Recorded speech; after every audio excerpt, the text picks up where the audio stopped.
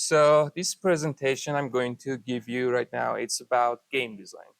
And there is no code, no other technical stuff here. It's just about games and how games can be made, specifically for game jams.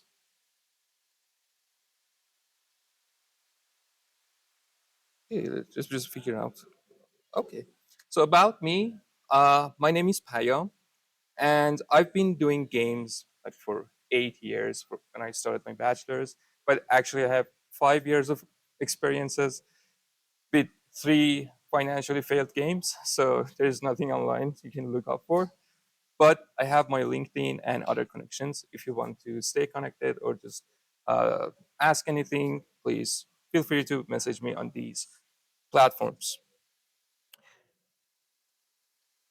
In this presentation, I'm going to start with game design. So what are the basics? What are the definitions?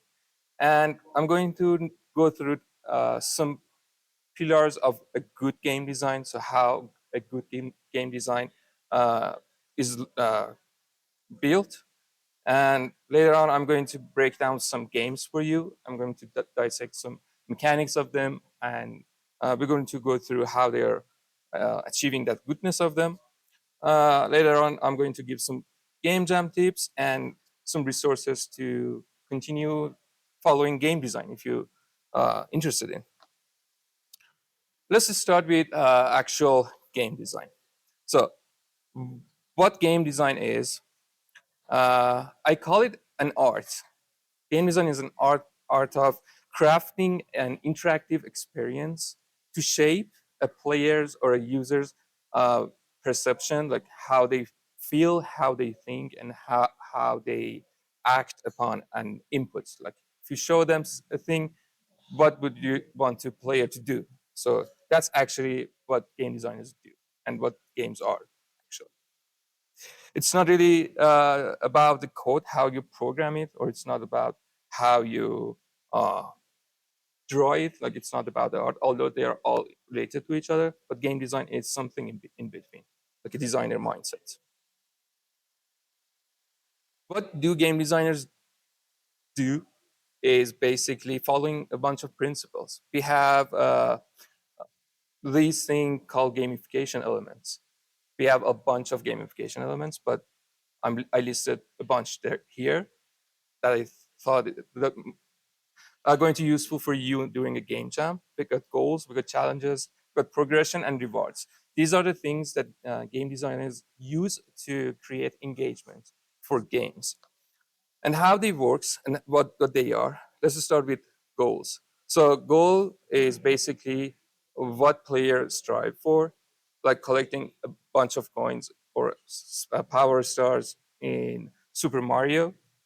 Challenges are there for testifying the player's abilities, learnings, like precise platforming in Celeste. Celeste is, if you haven't heard anything about these games, just let me know. I'm gonna show you some pictures about them.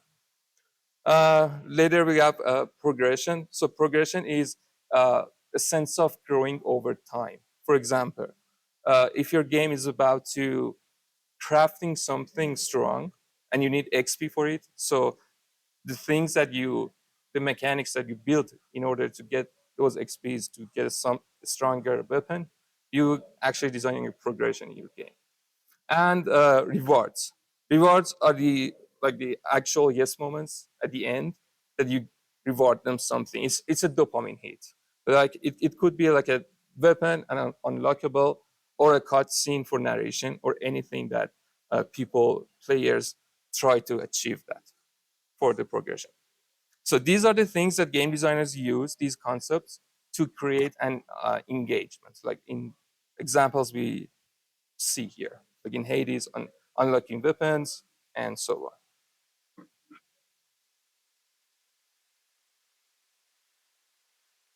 We got some core fundamentals for that. Uh, Following that, we got specializations in game design. So it's really a broad domain. So it depends on your project, on your actual vision for a game. The larger your game is, the more diversity you need in your game design team. If it's like a Indie game, small indie game, you need one game designer without any like specialization in the title. But if you are going to aim for a really AAA game, like God of War or Last of Us, you need all kinds of these specialization, like system designers, level designers, narrative, combat, economy, technical designers, cinematic designers, and anything that your game requires to have a designer for. So if you want to pursue game design later, it's a good thing to have a specialization in your mind. If you want to just involve into the industry, it's a good thing to practice. So these are some broad topics of what is a game design, what are game designers, and what they do. Now let's talk about the pillars. I call it pillars. It's a personal choice of name, and you can call it anything, just important things. I call it pillars of a good game design, and I'm going to show you three ones. Pillar number one is the rule. So a good game has built in a good set of determined rules. For example, imagine you're creating a new sport for people to play.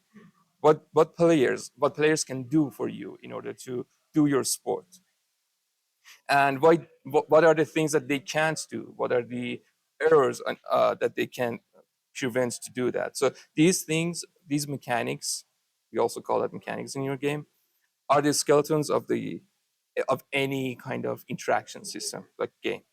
So without them, there is no game. It's just a bunch of picture going around and having a chaos in your system. And another concept in this kind of pillar is a core loop. Each game has its own kind of core loop. For example, explore, fight, upgrade gear. Explore, fight, upgrade gear is a core loop that you're going through a core loop in a progression on a game. So it's the fundamental part of your game.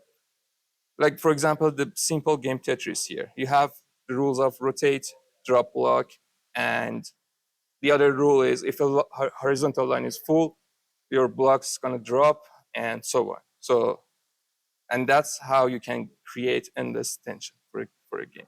So, good rules equals good game as a pillar number one. Pillar number two is a narrative. So, it's actually how your story going to be told through a game. A game's narration is not really about the written story. It's not about the spoken word. It's more about the feelings you want to create for your player. It can be an like it can be a corpse in your environment that looks like this, a taken down soldier with a bunch of arrows in it, in this like heroic position, he died. So this kind of thing you can only just see in your game, on your background of your game, but it tells a story of an epic hero that once fought here, and you feel his last stand here. So you feel this area has been visited with a bunch of heroes before. So this is a story that is only uh, uh, just sidetrack corpse on the game is telling you. It's for the game Dark Souls. The other picture is for the game Inside. That environmental design. In every shadows, you can sense the feeling of loss, the feeling of darkness. It gives you those vibes. So these feelings going to create a narration for your games. So pillar number two was narratives. Good narratives equals good games as well. Pillar number three is the space, or we call it levels on a game. So level design is like being an architect to create rooms for play. For example, here in picture at the left hand side, the first picture, this is the screenshot from Batman Arkham City. This level design of this game gives you a sense of empowerment, an upper hand advantage to your opponent here. So you go there in a level, you stand and see a bunch of poor thugs going around like a sea of smoke. You see them and you attack them. So it gives you a feeling of empowerment. This space, this level, designed in a way that you feel like Batman here. And also levels can teach you things as well. For example, in Mario, like the first Mario game, the first 30 seconds of that game teaches you everything about the game. So you won't need any kind of tutorial, any dialogue systems to tell you what to do. If you go just naturally in a level, you learn how to jump, how to deal with enemies, and how to get the reward. So a good game design has a good level design as a part of itself. So these are the pillars of a good game design. And let's just have a case study here. So this is like an OG Legend of Zelda game. So it's for 40 years ago, but it has all kinds of the pillars I mentioned. For pillar number one, it has a good core loop, just really uh, good and well-designed core loop. You go fight, solve puzzles, upgrade gears, and continue that. You have defined roles for timing and setting your distance in your combat, or how you can have health container as a health system. For the narrative, you got a good classic story of rescuing a princess, and also in environments you can see the burnt villages, and these kind of things demonstrates how the villain is really wicked, and you can see the aftermath of the actions. So it has also a good narrative. For the space, it actually has a good really level design for its time as well. It got non-linear mapping, non-linear dungeons, and puzzles in kind of levels that gives this sense of the thinking, the sense of that you are trying to solve a puzzle and you're a smart guy right now. So these pillars really works here. But as you can see, the game looks like this. It doesn't really seems nice to play. It was 40 years ago, but what do you think it lacks right now? So what right now the pillars here is all connected to each other and works well. But what's missing here? To what's missing in the games that prevents you have something like this, but instead you get something like this. So we have a fourth element as well. To for games that if you see them, it feels really good to you. It's satisfying to you. What's the fourth pillar here? Actually, that's correct. But let's talk about. Go ahead.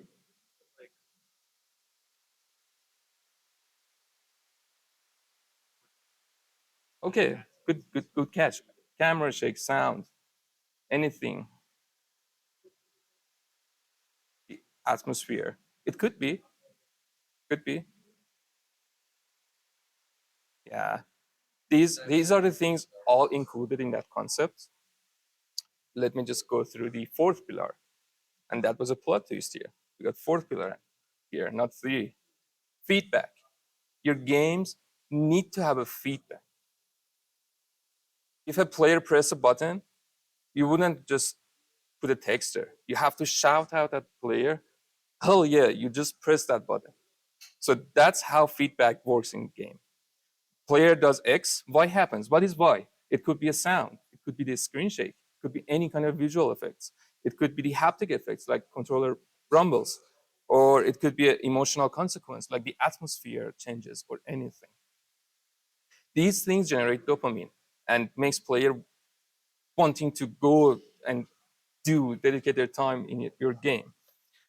So let's go through types of feedback here. We got visual feedback. So these two games are really beautiful to watch because of these elements. We got great animations. So everything is snappy. We got good particle effects. Player punches and the thing just appears. Electricity appears. Like in the 2D game on the left hand side, player punches and you see those cartoonish impacts on the screen. You can see the screen overlays, like the numbers going up, going down. Like in in the like God of War here, you can see the sparkles of electricity. You can see camera shake. This camera shake on punch gives you a sense of the how powerful is your punch? It just make the whole world shattering, just going crazy. And we got freeze frames. Freeze frames are uh, when you just freeze your game for a millisecond. You won't notice that, but it gives you a sense of snappiness. Like here in God of War, the freeze frame happens when the axe goes through an enemy, and it gives you a sense of my axe is just stick to this enemy and I pull it out. That 1 millisecond of frame phrase. So these are the things that helps your game stand out visually. What is the other feedback? The auditory feedback, the sound effects.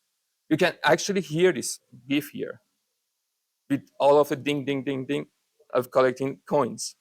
A ding for coin, a click for button press in UI, a puff when something spawns, when something happens, or when music intensifies or just gradually calming in your game. These are the things that you can have as a feedback for player input. Give them actually what you're doing has an effect here. The other part is haptic feedback. These are a little bit tricky because you're unless if you use a mobile phone or a controller, you won't have any power on this. But a simple buzz when you chop a tree in Animal Crossing gives you the sense of now I'm working with an axe, just chopping things. A rumble on an earthquake in a racing uh, car game. A rumble can give you a sense of immersion. A zigzag when you do a damage. These are the keywords that actually, if you use like an programming tool for generating vibration, these are the words that actually there. You kind of tell the programming interface to give me a buzz, give me a zigzag. And lastly, we got emotional feedback. These are this is not a thing, but collaboration of a bunch of things. Like here in the game, have you played Undertale? So you know about this level that this boss fight here, the boss is actually player's mother. So if the player gets low in health, the boss refuses to deal damage to the player. So this mechanic, this event in your game makes you that you're actually fighting with your mother, even though it's just 2D and a bunch of sprites coming and going around. So emotional response is a bunch of things that change together and collaborated in giving you the narrative, these feelings. And all of these, like visual, auditory, haptic, and emotional feedbacks, uh, can be introduced as game juice. So if your game have these kind of feedback on your game, visual, audio, and things as layers of multi-sensory feedback, we call it game juice. So your game is juicy when you have those kind of elements. You saw in the OG Legend of Zelda, you don't have the game wasn't juicy. It felt bland to look. But these other games looks really living. And the game juice premise is just turns a mundane action to a showdown, to a spectacle. Let's have a study on games that are juicy. Let's juicy study them. The first game here is Katana Zero. Who actually know about this game? So it's a really famous indie game. It's really one of the pioneers of this concept of game juice. So let's break it down. For the visual feedback, you can see the snappy screen shake. You can see the extended slash animations that feels you are just slashing through the screen if you're just doing the attack, and all sorts of visual effects, particle effects, and things that handing to each other. The auditory feedback here, this mechanic here is when you slow down the time. When you slow down the time, a VHS rewind sound plays. So it gives you a sense of I'm rewinding back to slow down the time. So this is a good feedback to have. And for the emotional part, the whole atmosphere of this game, the whole mechanic design of this game, makes you feel like an unstoppable samurai. So it really falls into the premise that offers to player. And it's not just a gif here, it's just a theatrical showdown. The next game is this, completely different. It's a really popular indie game. You play as a goose and just go around the city. The visual feedback of it, if you pay attention, the wobbly animations, the flappy wings, and the honk overlays in comics like sense. These are the things that give you like a hilarious vibe. Plus the auditory feedback, like a really actually funny honk sound, and like a piano that intensifies when the situation escalates. These things together create this sense of empowerment over this poor gardener. So you're ruining this gardener's day. You feel really empowered as a goose. So it really falls into the premise as well. Next game is Hollow Knight. Hollow Knight is also one of the most famous indie games out there. You can see the attack animation here. It feels really snappy, like the sword slashes are a bright particle in a dark world. It's so exaggerated. Animations freeze when a heat land. For the audio part, good sound effects plays there, like a good clang and a bass heavy sound for charge attacks.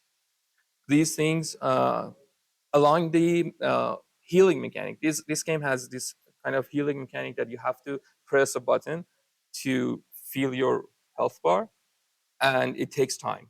So in a combat, when things are fast and this mechanic is slow, so it's a risk and reward situation. Plus other things gives you a sort of tensions, give you adrenaline in your game, and you feel the impact of your sword in your game. The other game, it's also a really famous one for this kind of feedback, visual effects, or game juice. Hotline Miami is a game about just brutally murder anybody. And this blood splatters and neon colors, neon uh, uh, text pop-ups, and screen shakes synced with audio. If you kill somebody, just the screen shakes with this actual beat in the synthwave audio, and it's punchy. These are all of the things that hand together creates a sense of hyper violence. The game actually wants to feel that, so it's really successful in having a grotesque experience here to kill everybody in just a 2D pixelated uh, board. So these are the games that I thought really good to demonstrate, and you can actually have things like this in the game jam. Let's imagine we have this game Pong. Pong was the first video game ever made by a human. So this is just actually a ping pong like arcade game. Imagine if you want to juice it up, what do you do? We got original Pong that has like this up and down movement. It's really bland. You can have some animations that maybe these platforms or the ball squishes and squashes when you move them. You can have ball trails or playing a particle effect when the ball lands on these platforms. For the audio part, you can have sound effects like punchy, snappy, any kinds of vibe you're going for, type of sound effect. You can have screen shakes when the ball lands, or when you hit a score, screen shakes, gets bright, any kind of those uh, variables. This game is monochrome. You can actually have this monochrome aesthetics, but have more colorful particles to contrast that, to actually exaggerate that sense of achieving a score here. And like this game for 100 years ago, maybe feels like using a calculator. You're just pressing a button. But this other game that we just talked about and imagined, it's more like a modern day game. And It's a showdown, let's call it. So we studied these kind of games. Other games actually follow the same principles, but in different, and more creative or less creative ways. You can just look it up online. Game Juice or Juicy Games, or you are using Godot, just search it up online. Uh, Game Juice with Godot or something. There are lots of tutorials out there. So we talked about game design and what are these are active applicable actually in a 48 hours or less than 48 hours game jam. So you have to be really considerate about time here. Just focus on one pillar. We have four pillars there. You can borrow other pillars from other games. For example, you can have like a really intricate magic system in your game as like a really focusing on the mechanical part, the rule part. But borrowing simple levels or simple narrations or other things from other games, make it simple. Or have like a really strong narrative on your game, try to be simple on the other sides of your game. Same about the space. Maybe you're going for a really complicated puzzle stuff, environmental puzzle stuff, like the game Baba Is You, if you have ever heard of that. But what I suggest to you is just focus on one pillar and have that pillar or have your game juicy. So at least take two type of feedbacks that I explained here and try to apply them in your game. If you have a ball or a cube that runs, make it squish and squash. Make it have a sound when it hits somewhere. Try to at least have two layers of feedback. Make the screen shakes when you're shooting things. These are the things about that you can leverage in your game project on a game jam. But try to brainstorm, but keep it on time. Do not go over 5 hours of brainstorming, just because it's fun to bring ideas and talk to people.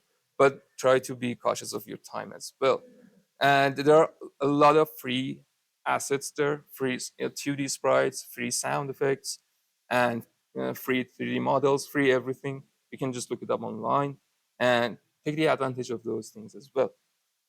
But most importantly, you have to have fun here. Do not put stress on yourself or your teammates. You are here just to have fun and enjoy these hours, trying to achieving and satisfying game. So I reached the end of my presentation, but I barely scratched the surface of game design. There are deeper concepts. There are other kinds of things that you need to learn in order to be a game designer. These resources really can be helpful for you. These are the OG books there, like Level Up, The Art of Game Design Workshop, and Gamer's Brain are my choices here. You can read them and learn a lot of things about how these kind of mechanic works. And there are lots of great videos on YouTube. Just look it up online.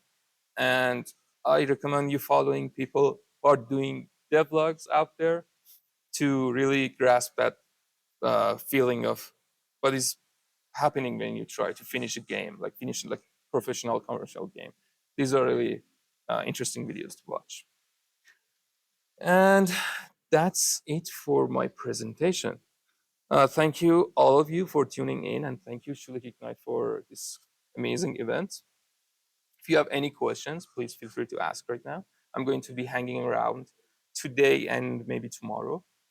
If you need any feedback on a game, I would be happy to help you on that as well. If you have any questions. Okay. Thank you. Thank you so much. Have a good time.